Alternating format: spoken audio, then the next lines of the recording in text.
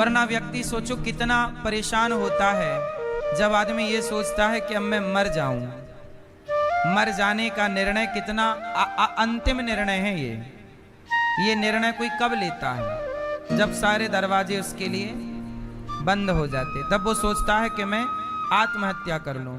लेकिन ऐसे कितने लोग हैं जो मरना चाहते थे, पर कानों में भगवान की कथा पहुंच गई तो उन्होंने निर्णय बदल दिया और दुखमय जीवन से कथा के द्वारा भगवान की कृपा हुई तो सुखमय जीवन जीने लग गए। कथा दुखी से सुखी बनाती है। कथा सुनेंगे ना, आप दुखी नहीं रहेंगे। जो कथा सुनेगा वो प्रसन्न रहेगा, और जो प्रसन्न रहेगा वही जीवन को जीने का आनंद प्राप्त करेगा। इसलिए हम सबको कथा नित्य सुननी चाहिए। कथा भी ऐसी ही है जैसे हमें योग रोज करना चाहिए। योग करेंगे तो निरोग रहेंगे, खाएंगे तो स्वस्थ रहेंगे, पानी पिएंगे तो स्वस्थ रहेंगे। ऐसे ही कथा सुनेंगे तो मेंटली स्वस्थ रहेंगे आप, है ना।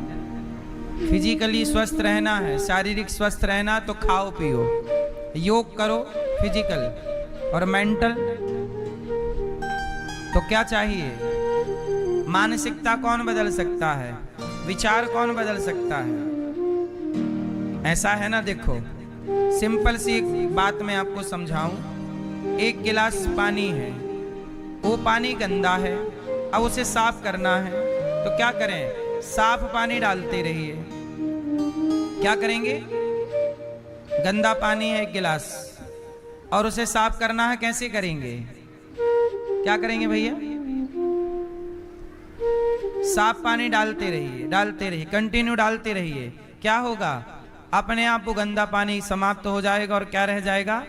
भरते रहिए, अपने आप आपके भीतर की बुराई समाप्त हो जाएगी, अच्छाई रह जाएगी। यही तरीका है। भागवत में 18,000 श्लोक हैं, 335 अध्याय हैं। भागवत को लोग अपने अपने तरीके से समझते हैं। देखो जीवन में, सबके जीवन में मुसीबतें होती हैं कि नहीं? लेकिन कोई, सब लोग अपने अपने तरीके से समझते हैं। अब एक उदाहरण से मैं आपको समझाऊं। मैया, ओ गुलाबी मैया, जा रही हो? ये ज्ञान प्रॉपर होगा। लेकिन इस सत्य को, ईश्वर सर्वत्र है, इस सत्य को सब अपने अपने चश्मे से देखते हैं। इसलिए तुलसीदास जी ने लिखा है कि जाकी रही भावना जैसी, प्रभु मूरत देखी तिन। खंबे को देखा हिरण्यकश्यपु ने तो बोला कि खंबा है, और खंबे को देखा प्रहलाद जी ने तो बोले भगवान है। लाइन वही है, पर देखने वाले दो हैं, तो अपने अपने हिसाब से देख रहे हैं। क्योंकि उनके अंदर जो है, कागज की टेंशन है तो कागज दिख रहा है, लड़की की टेंशन है तो गदही दिख रही है, कागदही। ऐसे ही जब हृदय में भक्ति रहेगी, तो जब भक्ति होगी भीतर और फिर आप नजर डालोगे बाहर, तो हर जगह आपको भगवान ही भगवान नजर आएंगे। तो इसलिए कहता हूं कि बाहर वह दिखता है जो भीतर होता है। यदि भीतर भक्ति है तो भगवान बाहर है, और भीतर भक्ति शून्य है, नहीं है, भगवान का साथ चाहिए। सुनो, हम सबको क्या चाहिए? अच्छा एक बात बताएं, आप मानो या ना मानो, पर सबको चाहिए भगवान। भगवान का एक नाम है आनंद। सबको क्या चाहिए? आनंद चाहिए। सबको आनंद चाहिए, सबको। चींटी को आनंद चाहिए, हम जीवों को आनंद चाहिए। सब लोग भगवान को ही चाहते हैं। अच्छा देखो ना, पानी जब बरसता है तो पानी बह बह के कहां जाता है? पानी दुनिया में कहीं भी बरसेगा, वो बह बह के समुद्र की तरफ ही जाएगा। आपके घर से बहेगा, नाली नाले में जाएगा, वो फिर जाएगी नदी में, नदी जाएगी बड़ी नदी में, बड़ी नदी जाएगी समुद्र में। धरती में कहीं भी पानी बरसे, वो पानी कहां तक पहुंच जाता है? समुद्र तक। ऐसे ही अच्छा देखो, जब अच्छा हर चीज ऊपर से नीचे गिरती है, नहीं गिरती? आप गुरुत्वाकर्षण पढ़े हो? कोई भी चीज ऊपर फेंको नीचे, क्यों? क्योंकि धरती में क्या है? अच्छा ये बताओ, हर चीज ऊपर से नीचे गिरती है, पर एक चीज है जो नीचे से ऊपर जाती है। भैया बताएंगे हमारे, चुप रहेंगे सब। ये भैया बताएंगे वो कौन सी चीज है जो नीचे से ऊपर जाती है? क्या? मक्खी उड़ के?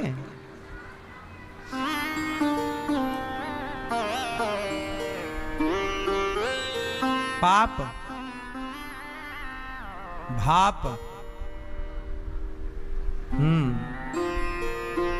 हर चीज ऊपर से नीचे गिरती है, पर जब आप दिया जलाते हैं तो दीपक की जो ज्योति है, लौ, वो हमेशा ऊपर की ओर उठती है, नहीं उठती। को भी दुर्लभ कथा हम आपको सुनाने जा रहे हैं, ध्यान से। देवताओं, ऐसा है, आप लोग कथा सुनने के अधिकारी नहीं हैं। अच्छा देवता लोग ना कथा, देवताओं को भी कथा नहीं सुनाते। सुखदेव जी बोले आप लोग अधिकारी नहीं हैं। क्यों? अच्छा देवता लोग अधिकारी नहीं होते कथा सुनने के, क्यों? मैया, देवता किसके अधिकारी नहीं है? कथा सुनने के। क्यों? क्योंकि देवताओं में दोष ज्यादा है। क्या दोष हैं देवताओं में? अब देवताओं के राजा देख लो, इंद्र का दोष, दूसरे की पत्नी पे उनकी नजर थी, अहिल्या पर। ये कौन है? देवता। इसलिए सनातन में देवताओं की पूजा नहीं होती। किसकी पूजा नहीं होती? इसलिए इंद्र की पूजा नहीं होती, जबकि इंद्र देवताओं के राजा हैं, इंद्र देवताओं के, पर उनकी पूजा नहीं होती। क्यों नहीं होती? क्योंकि वह देवता होने पर भी वह मनुष्यों से भी गिरा हुआ व्यवहार करते हैं। मतलब मनुष्य भी, जो ठीक ठाक मनुष्य हैं, वो भी ऐसा व्यवहार नहीं करते जो देवताओं के राजा करते हैं। इसलिए देवताओं की पूजा नहीं होती।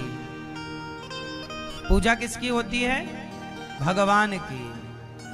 देवता में और भगवान में अंतर आपको कई बार बता, केवल दुरुपयोग करेगा।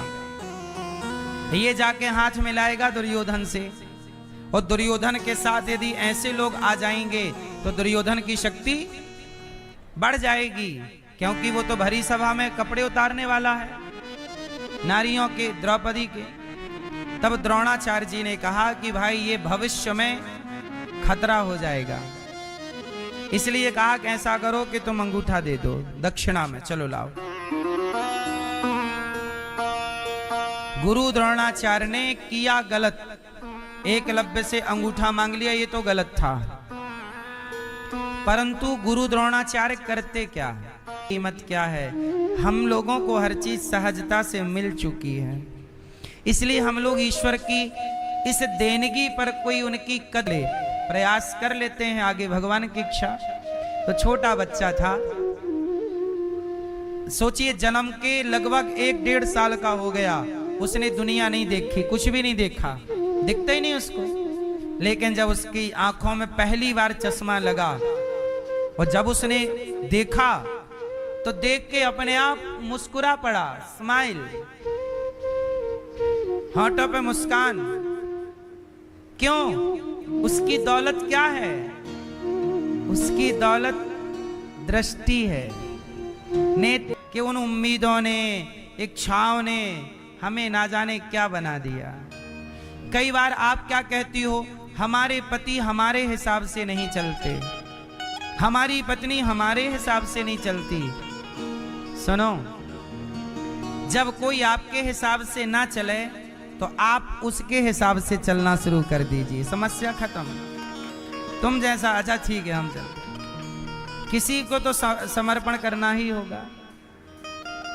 समस्याएं यदि हैं तो समस्याओं पर बात नहीं करना चाहिए, समाधान पर बात करनी चाहिए कि समस्या का समाधान ये है, ऐसी व्यवस्था बना लो जिससे समाधान मिल जाए।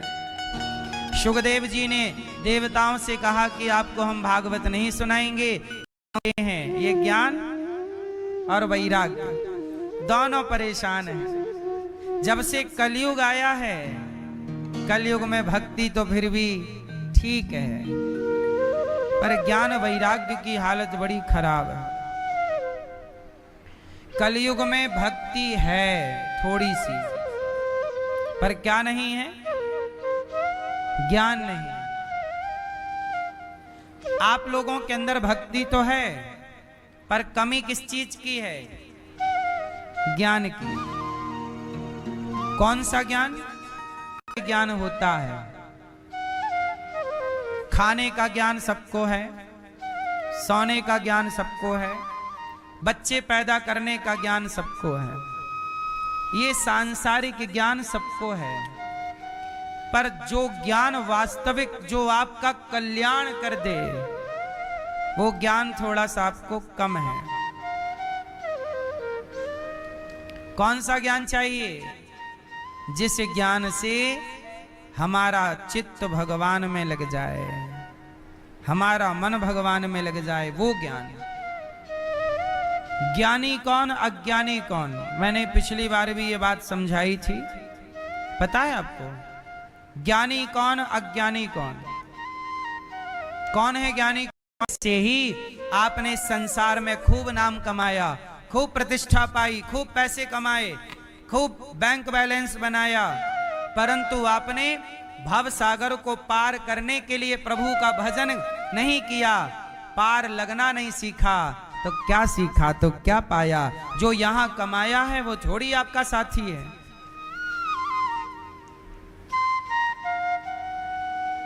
तेरा कमाया तेरा साथी नहीं है। इसलिए मेरी मां, यहां के लिए जो कमा लिया सो कमा लिया, अब थोड़ा वहां के लिए कमाओ, ऊपर के लिए। ऊपर आपको जाना है ना, ऊपर मेरी मां, नहीं जाओगे तो ऊपर के लिए कुछ कमाई है। इसलिए थोड़ा माला जप लिया करो, श्रीमन नारायण श्रीमन नारायण, थोड़ा नाम जप कर लिया करो, थोड़ा भगवान का ध्यान कर लिया करो, थोड़ा भूखे को रोटी, थोड़ा प्यासे को पानी, थोड़ा सेवा, ये पुण्य थोड़ा थोड़ा कर लो, काम आएगा। बाकी तो सब यहां का यहीं बट जाएगा, आपका बंटवारा हो जाएगा, आपका पैसा बटेगा, जमीन जायदाद तो बटेगी, आपका पुण्य बटता नहीं है। भक्ति महारानी बोली, महाराज मैं बड़ी परेशान हूं, इसलिए मैया थोड़ा ज्ञान। ज्ञान क्या है? मेरे भगवान है, ये ज्ञान है, मेरे तो गिरधर गोपाल। अच्छा, वैराग्य क्या है? त्याग। आप लोगों के अंदर थोड़ा सा त्याग व्याग है कि नहीं?